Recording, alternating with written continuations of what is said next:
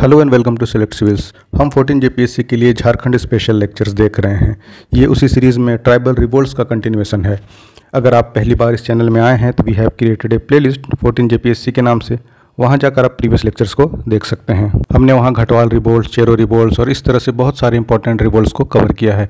उसी सीरीज़ में आज जो हम दो इंपॉर्टेंट ट्राइबल रिवोल्ट्स पढ़ने वाले हैं उसमें एक तमाड़ रिवोल्ट एंड इसके बाद हम देखेंगे तिलका मांझी रिवोल्ट। झारखंड को जब तक आप इसके ट्राइबल रिवोल्ट्स के ज़रिए से नहीं जानेंगे इट विल बी आधा अधूरा नॉलेज, क्योंकि ट्राइबल डोमिनेटेड स्टेट है और सीएम भी ट्राइबल हैं और 32% आबादी यहाँ की ट्राइबल है, जो कि किसी भी समूह में सबसे बड़ा हिस्सा बनाती है। उसी सीरीज़ को आगे बढ़ाते हैं। अगेन आप हमसे टेलीग्राम पे सेलेक्ट सिविल्स पे जुड़ सकते हैं। Obviously you are watching this lectures on YouTube और selectcivils.com पे आप जाके दूसरे रिसोर्सेज या हमारे ऐप स्टोर पे सेलेक्ट सिविल्स आप सर्च करके ऐप इंस्टॉल कर सकते हैं। वहाँ पर आप n number of resources such as previous year question papers, mock test और हर तरह के दूसरे रिसोर्सेज अवेल कर सकते हैं। दैट बीइंग सेड, आइए हम जानते हैं तमाड़ रिवोल्ट के बारे में। तो सबसे पहले टाइम पीरियड देखिए, 1782 से लेकर 1821 तक तमाड़ रिवोल्ट चला और Panch Pargania region of present day Ranchi, इसमें तमाड़, रायडी, सिल्ली, सोनाहातू, बुंडू और तमाड़ का रीजन कंटेम्प्रेरी आज की डेट का पड़ता है। तो ये तमाड़ मतलब तमाड़ वाला रांची तमाड़ के आसपास वाले एरिया में ये अपराइजिंग हुआ। साल था 1782 से लेकर 1821 तक और मेन सेंटर रिवोल्ट का ऑब्वियसली तमाड़ था, जिसके नाम से इसका नाम भी पड़ा है Tamar revolt. Tamar uprising lasted from, हमने पहले ही मेंशन कर दिया कि 1782 से लेकर 1821 तक, making it the longest tribal revolt in Jharkhand. तो ये यू नीड टू रिमेंबर कि आपसे अगर पूछ लिया जाए तो लॉन्गेस्ट, कई सारे रिवोल्ट चले हैं जो काफ़ी लंबे अंतराल तक चला है, उसमें भी this Tamar revolt is longest tribal revolts in Jharkhand. और this was initiated by Munda tribe, लेकिन लेटर इसमें दूसरे लोकल कम्युनिटीज़ और लैंडलॉर्ड्स यानी ज़मींदार शामिल हो जाते हैं, जिससे इसकी इंटेंसिटी और ऑरा दोनों बड़ा हो जाता है। So this is a important fact कि सबसे बड़ा लॉन्गेस्ट भी है और mainly it was dominated by Munda tribe, but later दूसरे इसमें ट्राइबल लोग और लैंडलॉर्ड्स और ज़मींदार इसको ज्वाइन करते हैं। नाउ वी शैल लर्न कि हुआ क्यों था आखिर, cause of Tamar uprising. Majorly अगर आप देखेंगे तो एक टिपिंग पॉइंट होता है जो कि इंस्टेंट रीजन होता है ना। इंस्टेंट रीजन में से जैसे हमने देखा कि सक्सेशन एक काफ़ी मेजर इशू रहता है। अगर आप कॉज ऑफ रिवोल्ट्स देखेंगे तो जितना भी ट्राइबल रिवोल्ट्स हुआ है उसको मेजरली आप उसके इकोनॉमिक, कल्चरल, सोशल डायमेंशंस में देख सकते हैं। इकोनॉमिक में क्या, जैसे ट्राइबल्स का लैंड इंक्रोच कर लेना, उस पर एबनॉर्मल टैक्सेशन लगा देना या फिर बहुत ज़्यादा इंटरेस्ट रेट्स पे लोन देना, उनको एक्सप्लॉइट करना। कल्चरल कैसे, लैंड जो कि उनका लाइफ स्टाइल का हिस्सा था, हमेशा से वहाँ वो वेंडरस और गैदरस रहते थे, उनको भी क्या कर देना, टैक्स कर देना। और दूसरा क्या, उनके कल्चरल पार्ट पे जैसे हड़िया में बैन लगा देना, है ना, यानी पोचोई उनका जो लोकल ड्रिंक होता है, ये सिर्फ उनका पीने की चीज़ नहीं थी, this was also a part of their identity. इस तरह से दूसरा सोशल क्या होता है, इनक्रोच करना उनके सोशल लाइफ में। तो ब्रॉडली ऐसा होता रहता है कि इन चीज़ों में जितने भी ट्राइबल रिवोल्ट्स हुए, broadly we can classify them in this categories. लेकिन एक इंस्टेंट टिपिंग पॉइंट होता है हर रिवोल्ट का।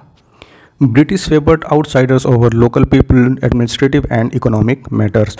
तो जब भी हमने देखा था पाइक्स हुआ करते थे, है ना, जो कि लोकल फुट सोल्जर्स होते थे, तो पाइक्स को हटा के जब दूसरे लोगों को अपॉइंट किया जाने लगा तो उनको प्रॉक्सिमिटी जो होती थी ज़मींदार से, उनको वहाँ पे भी दूरी हुआ और उनके लाइफ पे भी असर पड़ा। सो दिस लेड टू, हमने घटवाल रिवोल्ट में ये देखा था। तो यहाँ पे क्या हुआ, British favoured outsiders over local people in administrative and local matters. Nagvanshi king और लोकल ज़मींदार उनको एक्सप्लॉइट कर रहे थे पहले से ही, और इसकी वजह से क्या हुआ, इनके एक्सप्लॉइटेशन को सहते सहते उसके अंदर डिस्कॉन्टेंट था ही, और जब ब्रिटिश आउटसाइडर्स को जॉब देने लग गए तो it started to deplete the situation. And this Tamar uprising revolt occurred in 6 phases और ओवर 4 डिकेड, जो हमने देखा भी। This makes the revolt longest tribal revolt in Jharkhand state. तो पहला फेज था 1782 से लेकर 83 तक। इसमें क्या हुआ, रिबल्स फ्रॉम रामगढ़, पंचेत और बीरभूम तमाड़ पे जमा हो जाते हैं। दे लूटेड जमींदार, कॉन्ट्रैक्टर्स और ट्रेडर्स, और उसके अगेंस्ट यानी नागवंशी किंग के अगेंस्ट रिबेल करते हैं,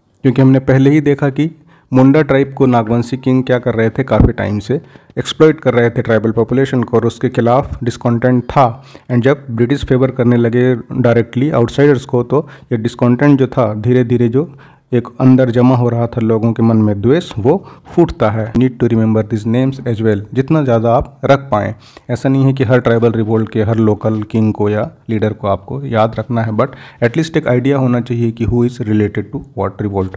ऑलराइट, उसके बाद क्या होता है, मेजर जेम्स क्रॉफोर्ड को सप्रेस करने के लिए भेजा गया था। इस रिवोल्ट को साल था 1713, कंटिन्यूड फॉर नेक्स्ट 5 ईयर्स, और उसके बाद धीरे धीरे ये वास्ट अवे हो जाता है। So this was major James Crawford related to Tamar revolt and first phase के लिए। उसके बाद होता है 1789 में दूसरा फेज। दिस स्टार्टेड कब, when 3000 Mundas refuse to pay taxes, और इसको लीड किया था विष्णु मानकी एंड मौजी मानकी। इसमें कौन होते हैं मेन लीडर, कैप्टन होगन, और he was sent to suppress the revolt but was driven out by the rebels. Intensity इतनी ज़्यादा थी, इतने ज़्यादा लोग इसमें थे, और ये इतना वॉलेटाइल हो चुका था कि he could not handle the situation. और उसके बाद इवेंचुअली क्रस्ट कब, लेफ्टिनेंट कूपर जब जुलाई 1789 में सप्रेस करते हैं। Then we have third phase 1794 से 98। This phase was led by Thakur Bholanath Singh of Tamar along with other leaders, जिसमें कौन कौन से थे, विश्वनाथ सिंह सिल्ली के, हरिनाथ सिंह विष्णुपुर के एंड शशिनाथ सिंह बुंडू के। The revolt intensified when Raja Narendra Shahi of Rahe, who supported the British, was attacked by rebels of सोना हाथू। तो ये आप याद रखिएगा एक fact.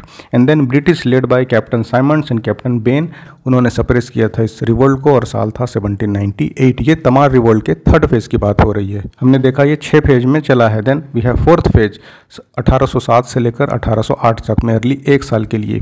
And this fourth phase was led by दुखन शाही मुंडा, और 5000 मुंडा जब उनके लीडरशिप में टैक्स पे करने को मना कर देते हैं। The revolt was suppressed when captain Raffles arrested Dukhan Shahi. Revolt was suppress धीमा कब होने लगता है, जब कैप्टन रफेल्स जो मेन लीडर होते हैं, हमने देखा कि दुखन शाही जब लीडर को ही कर लिया जाता है अरेस्ट, तो दिस स्टार्टेड टू फेड। उसके बाद the heroic and one the tallest figures of the revolt. Then we have fifth phase, और this time it was centered at Bundu Navagarh, led by Bakhtar Rai. और ये बख्तर राय कौन थे, लोकल लैंडलॉर्ड।